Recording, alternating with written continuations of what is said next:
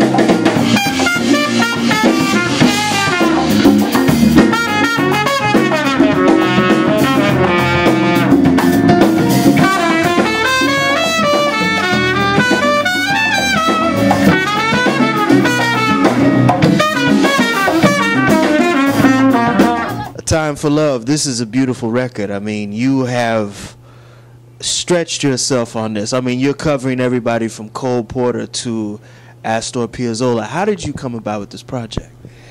Oh my goodness, it's an old idea, you know, because mostly of my record it's a lot of energy, a lot of oh my goodness, a lot of volume, a lot of good things. I don't know. I don't regret anything I ever did. You have to go with different circumstances, different time of your life, different things, and I'm gonna tell you that I want to do a record like this for so many years, and I was struggling because the record labels don't want to do it. They refuse to do it. I was struggling, and that's a nice story because I was ready to do it. I talked to my wife and I said, you know what? I don't want to wait any longer to do that kind of project. Let's go and do it ourselves, you know. We're going to produce everything and put the money in and pay the musician and book the studio, whatever we have to do it. And then I asked a good friend of mine and incredible jazz pianist, Mr. Chelly Bird. He's a dean of the School of Music there in the University of Miami. I went to see him. And I said, Chelly, I want you playing this record. And I talked to him about the whole project. I present like 20. I did already like a kind of demo in my own studio of 20 different songs to pick, you know, like 10 or 12 or something. We end with 12 or 14 or something. I don't recall exactly. But I played for him those demos, and he said, man, I like that project very much. I think it's a great idea, and I would love to play in a record. Okay, and then he asked me, do you have any label involved in this or interested in this? I said, so far, no. I'm going to do it myself and my wife, and we're going to produce it. We're going to put the money, and this is it. He said, why you don't let me play this demo and talk to a record label to see if they get interested in that? He was on the way to Los Angeles to meet with the people from Concord Record. And he went there, and he called me a couple of days after, said, Arturo, Concord is very interested in produce this record.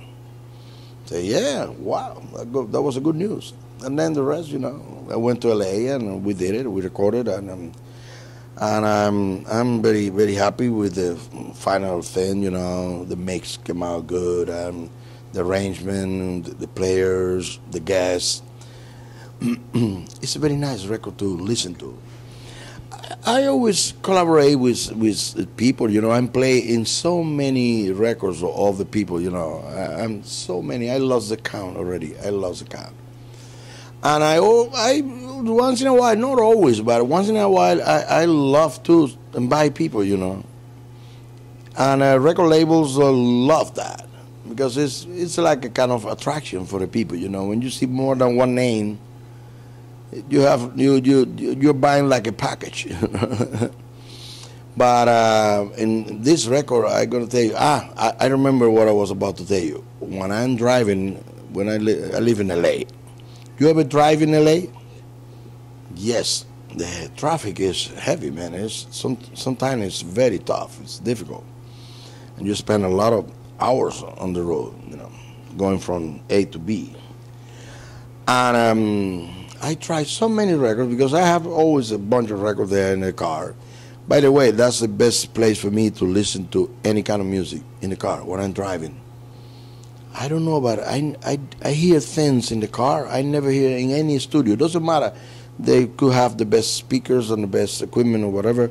In the car, I hear some details and some things. And when I do mixing of my record, I always check that before I send the thing to mastering. I always check it in the car.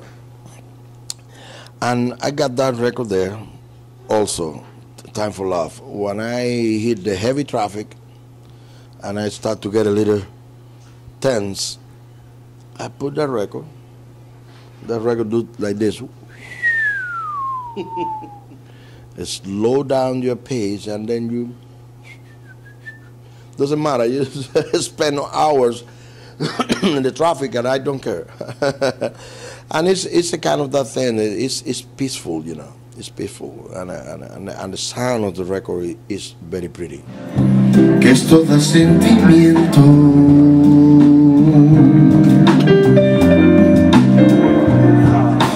de esos ojazos de un raro fulgor que me dominan y me incitan al amor. Eres un encanto, eres mi ilusión. Dios dice que la gloria está en el cielo, que es de los mortales el consuelo al morir. Bendito Dios, porque al tenerte yo en vida no necesito ir al cielo tú, sé alma mía, la gloria eres tú.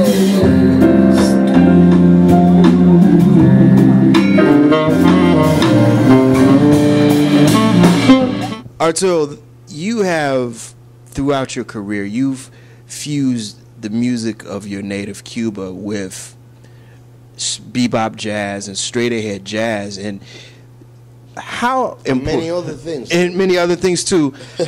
How important is that to you? Because you started off from a classical background. That's very true.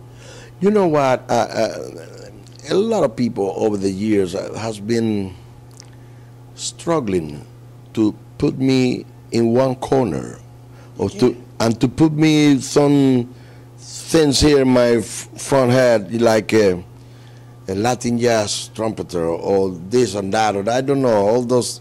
And I always laugh to that. I say, that's not fair. Because when I die, you know what I want people to remember me as? A guy who loved music, period. One of the most important things I have been doing, or I could do in my life, is write music. And the people never talk about that. They always talking about a guy who played the trumpet very high and very fast and saying that and that. But they never mention other things, you know, God gave it to me too, you know. I can play very soft, and I can play pretty too. Dizzy Gillespie used to say that.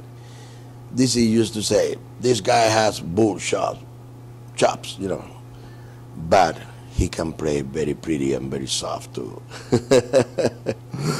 And I want to be remembered. I would love to be remembered as a guy who loved music. Period.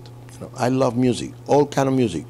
Music, I owe everything to the music because the music saved my life and also the life of my family. You know, without the music, oh man, I don't know what could happen to my life.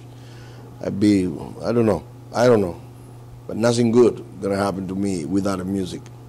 I owe everything to the music.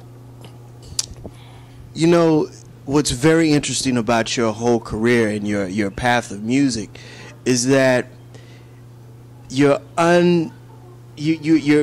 let your band members grace the stage also. I mean, you don't hog the stage. You give your band members just as much love as you do. I think the people who doesn't do that, they're a little bit insecure. Those kind of things, those kind of words doesn't belong to my mentality or my vocabulary, you know. I'm sorry, I don't want to be, you know, arrogant. I don't want to sound arrogant, but I don't know what is insecure means. And I don't mean what is the word envy mean. Because I prayed and I looked to the sky 24 times a day on the hour. And I say, thanks God, because it's a privilege, a gift of music. God gave it to you, and when you use it in the right way, it's such a privilege, it's such a gift, it's something that fills your heart so intense, you know, so big. You cannot deal with those kind of things, you know. And I picked the musician to play in my band. The number one thing and the first thing, I don't want people who drink alcohol or ever touch any kind of drugs. Not even marijuana, because I never touch it, ever in my life.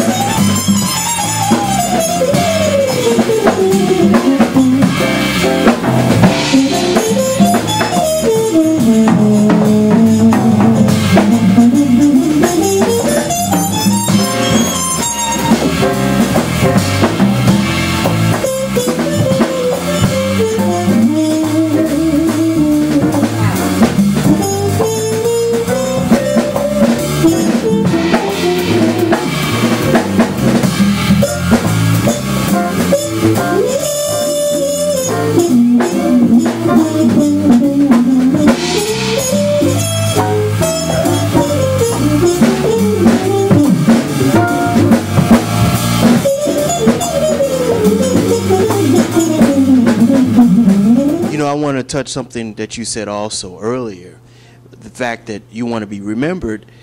You know, you sing, you play the piano, you play percussion. I mean, you are a well-rounded entertainer, and I'm wondering, did you get that from one of your great mentors, Dizzy Gillespie? Absolutely.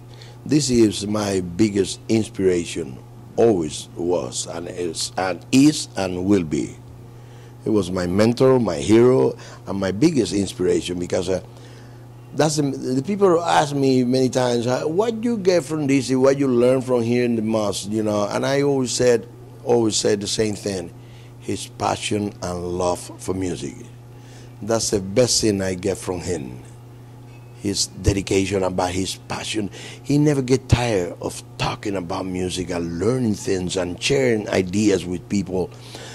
He always have time to discuss and talk about, and when you talk about something he wasn't aware of, that you see his face like a little child, like a little boy, trying to absorb, to learn that information.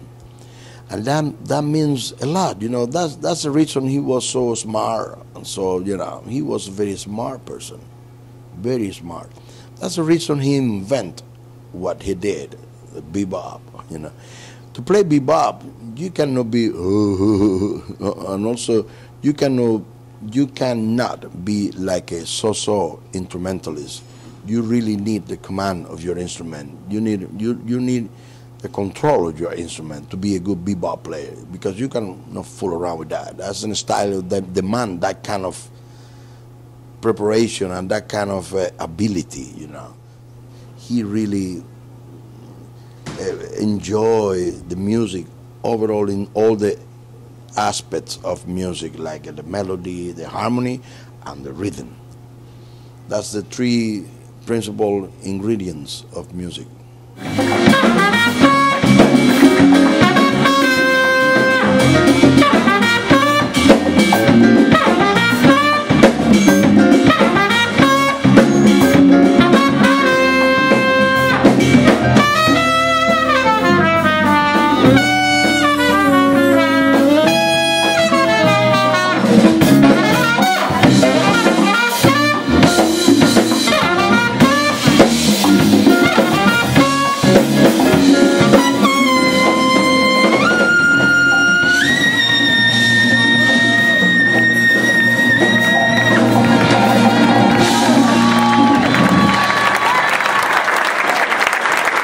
You growing up in Cuba, you started off playing classical, and I want to know the origins, because you started off on trumpet, but I want to know how you segued and started to study piano also. Yeah, I tried with the trumpet, and I was with the trumpet always. By the way, I bought my first piano when I get to the U.S., when I was playing already for, I don't know, 30-something years. I bought my first piano in 1990 when I got here. And then the only thing I can tell you is that many years ago I read a book, a jazz book. I was a part of the book where Miles Davis came to Dizzy asking him questions about improvisation and chord and changes and this and that and that. And Dizzy said, okay, I can help you. Come with me, let's go to the piano. And Miles said, piano? Dizzy said, yes, the piano. That's a teacher. Everything came from there. And it's, man, when I read that, I said, I better start to look to the piano more seriously, you know.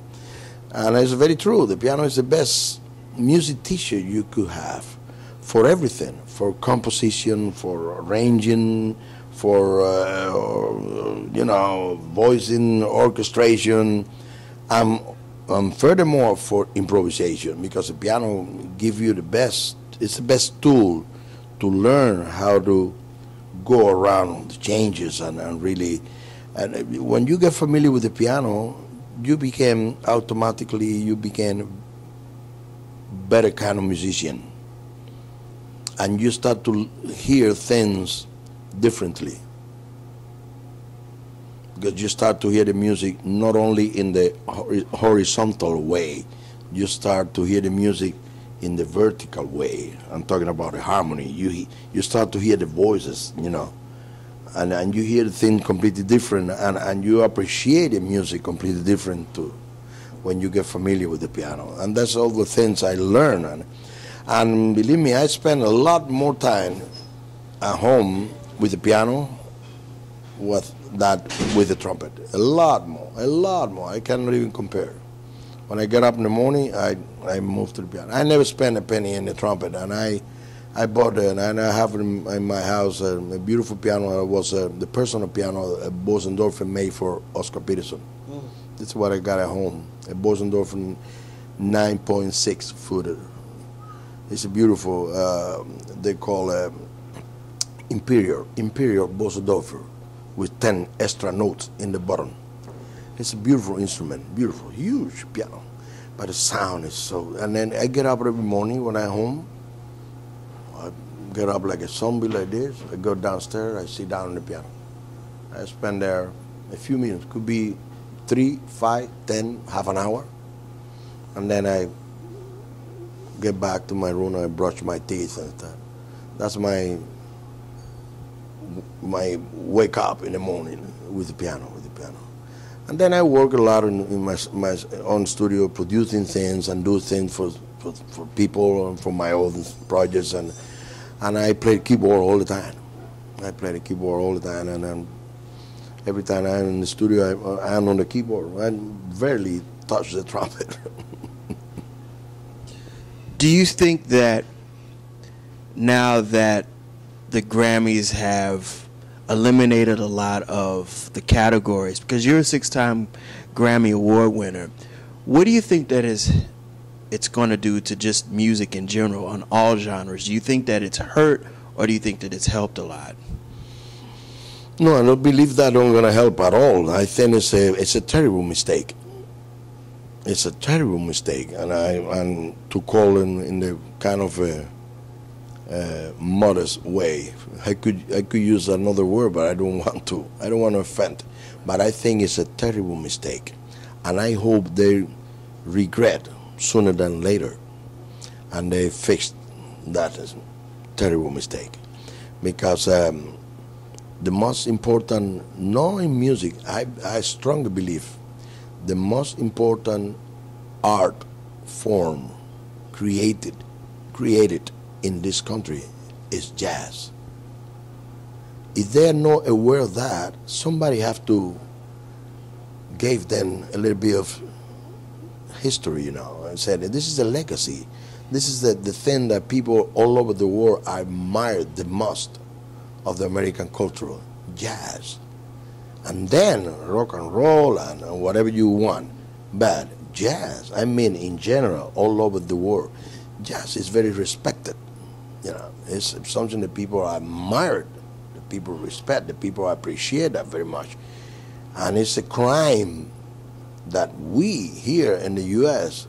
don't have that kind of concept of appreciation for our best and most important art form. It's a crime. People who don't appreciate jazz in this country should be prosecuted.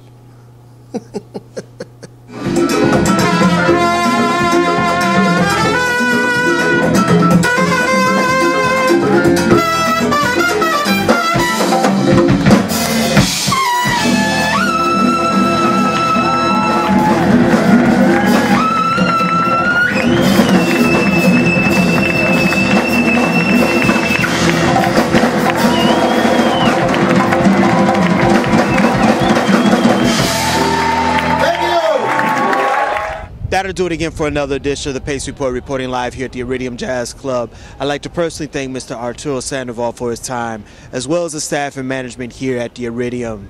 As always, please visit my website, www.thepacereport.com, for my weekly column as well as my past segments. Until next time, remember, if it's in the groove, it'll make you move. Until next time, peace.